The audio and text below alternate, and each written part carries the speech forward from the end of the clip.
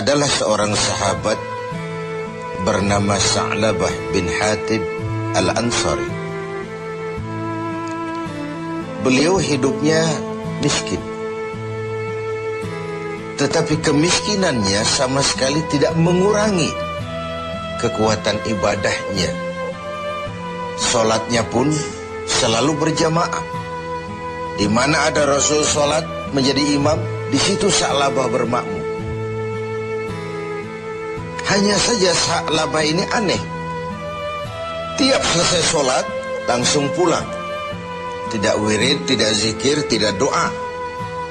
Jadi kalau sahabat-sahabat yang lain selesai sholat Allahumma antas salam, Sa'labah ini malah Allahumma lantas jalan. Begitu setiap sholat. Sampai satu saat beliau ditegur oleh baginda Rasul. Sa'labah, labaika ya Rasul. Kau ini macam orang munafik saja. Tidak betah kau di masjid. Atau tidak pentingkah doa dan wirid itu menurut kau? Tiap selesai sholat, pulang. Salam, pulang. Kenapa begitu Sa'labah? Maafkan saya ya Rasul. Kenapa? Saya bukan tidak menganggap doa dan wirid tidak penting. Lalu, bukan juga tidak betah di masjid. Kemudian, kenapa kau terus pulang begitu? Saya ini keluarga miskin ya Rasul. Kain satu pun berdua dengan istri saya. Ketika saya sholat di masjid sini, istri saya di rumah nunggu giliran sholat dari sarung yang sedang saya pakai ini. Kalau saya pakai wirid dan zikir, istri saya tidak kebagian waktu sholat. Begitulah. Iya. Oh. Lalu bagaimana Sa'labah? Begini saja ya Rasul. Ini sudah kadung ditanya oleh Tuhan. Tuhan kan Rasul. Ya. Kenapa memang? Bahwa Rasul itu kan doanya jarang meleset. Maksud kamu? Tolonglah doakan saya kepada Allah agar saya jadi orang kaya. Kalau saya kaya, sarung punya sendiri, istri punya sarung sendiri, tenanglah saya beribadah. Rasulullah senyum. Kemudian bilang, Sa'labah, saya ya Rasul. Kau kan orang Islam? Iya. Bagi orang Islam, contoh yang paling utama itu siapa? Ya Tuhan ya Rasul. Kau lihat saya kaya? Tidak. Lalu kenapa kau mau minta kaya? Begitu ya? Iya, sudah, pulang saja. Pulanglah Sa'labah. Esoknya ketemu lagi dengan Rasul. Gimana Sa'labah? Sudahlah Rasul, doakan saja supaya saya jadi orang kaya. Sa'labah, saya ya Rasul.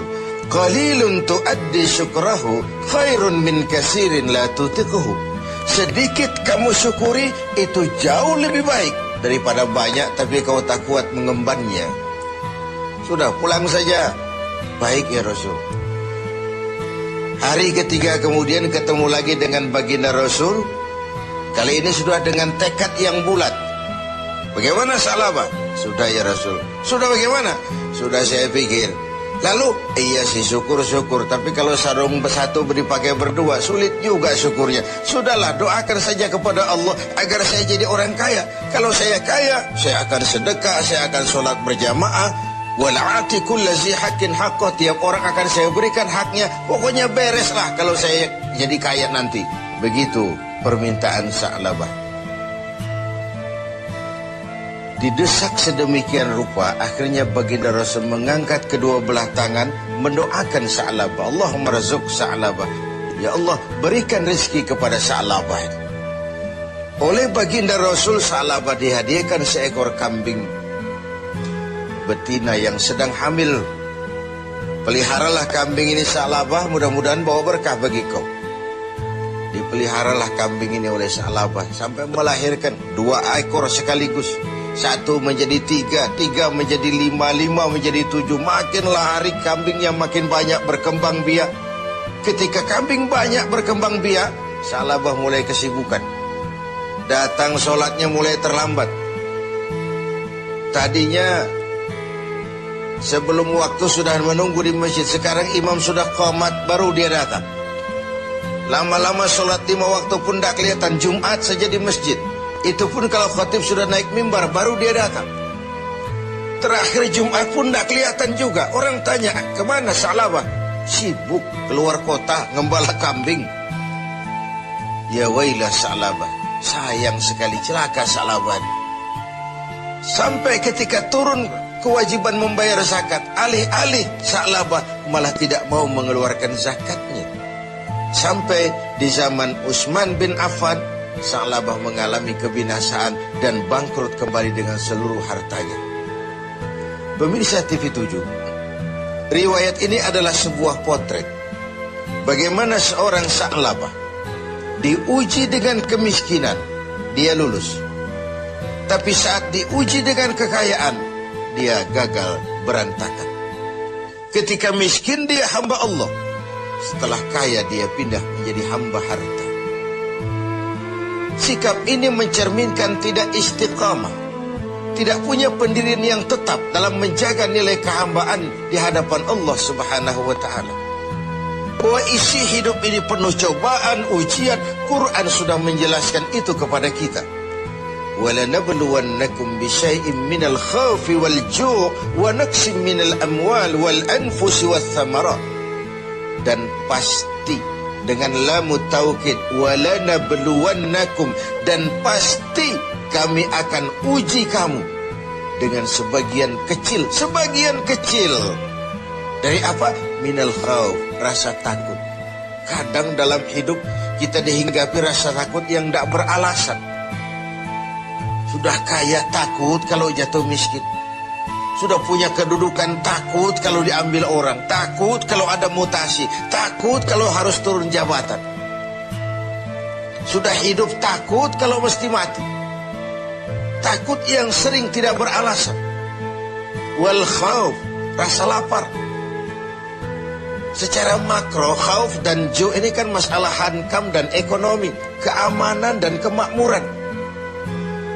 Sering kali kita diuji dengan ini. Hilangnya rasa aman, ekonomi gonjang-ganjing, ini mahal, ini naik, itu naik. Lapangan kerja sulit, persaingan hidup tajam. Apalagi sudah masuk pertengahan Ramadan ke atas, orang sudah konsentrasi, mau mudik lah, mau lebaran lah, sehingga konsentrasi ibadah pun sering buyar. Tengoklah pertengahan Ramadan ke atas ini, masjid-masjid separuh saja pun sudah bagus dia. Safnya semakin maju, artinya orangnya semakin kurang. Pemirsa TV7 yang berbahagia, ujian itu juga dalam bentuk wanaksin minal amwal, kekurangan harta, kehilangan, rampok, kecurian, wal anfus, kekurangan jiwa, kematian, wathamarat, kekurangan buah-buahan. Menghadapi ujian-ujian, cobaan-cobaan itu, Allah memberikan sandaran. Wabasyiris sabirin, berikan berita gembira kepada orang-orang yang sabar menghadapi segala macam ujian tadi. Siapa orang yang sabar?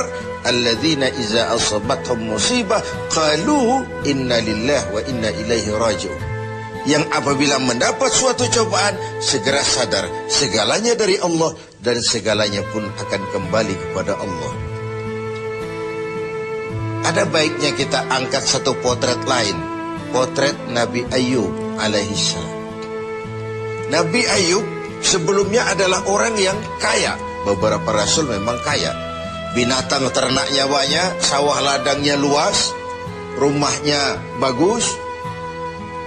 Iblis tidak senang kalau ada orang semut-semut saja, jalan-jalan normal baik-baik saja. Iblis dilapor, Tuhan, hambamu yang namanya Ayub itu mau ibadah karena kaya dia. Coba kau kalau dia jatuh miskin, selesai ibadahnya itu. Allah bilang, Iblis, aku tahu Ayub itu hambaku yang ikhlas. Saya buktikan Tuhan, silakan. Iblis pun turun ke alam ini menggoda Nabi Ayub. Mula pertama dia binasakan binatang ternak Nabi Ayub, lalu dirusak sawah ladangnya, sehingga praktis dalam waktu singkat Nabi Ayub jatuh dari orang paling kaya menjadi orang paling miskin. Dan itu tidak mudah. Dan itu tidak mudah. Mudah mengalami frozen emotional attitude, shock. Sudah begitu, iblis datang menemui Nabi Ayub yang sedang ibadah di mihrab dalam masjid. Ayub, ya. Sedang apa? Ibadah. Menyembah Tuhan, menyembah Tuhan. Tahukah kau Ayub? Kenapa? Tuhan yang sedang kau sembah sekarang ini, dia sudah bikin miskin kau. Sawah ladangmu binasa, rusak, binatang ternakmu mati semua, dan kau sekarang jadi orang miskin Ayub. Buat apa lagi nyembah Tuhan yang model begitu? Dia sudah bikin miskin kamu. Nabi Ayub senyum mendengar itu. Benar, benar. Binatang ternak saya binasa, binasa. Sawah ladang saya hancur, hancur. Dan sekarang saya jadi orang miskin, miskin. Alhamdulillahilladzi a'tani wa akhaza minni. Segala puji bagi Allah yang telah memberikan harta kepada saya dan sekarang mengambilnya lagi. Tengoklah Nabi Ayub ini. Ketika binatang ternaknya binasa, sawah ladangnya musnah, bukan innalillahi malah alhamdulillahilladzi a'tani wa akhadha minni. Segala puji bagi Allah yang telah memberikan kekayaan kepada saya dan sekarang mengambilnya lagi. Allah yang memberi, Allah juga yang mengambil. Inilah yang disebut sikap istiqamah. Ibadah kita tidak bergantung kepada cuaca. Sebagaimana di awal tentang Sa'labah bin Hatib al-Ansari tadi. Dalam keadaan miskin, dia tekun ibadah. Setelah diuji dengan kekayaan, dia malah tidak karu-karuan.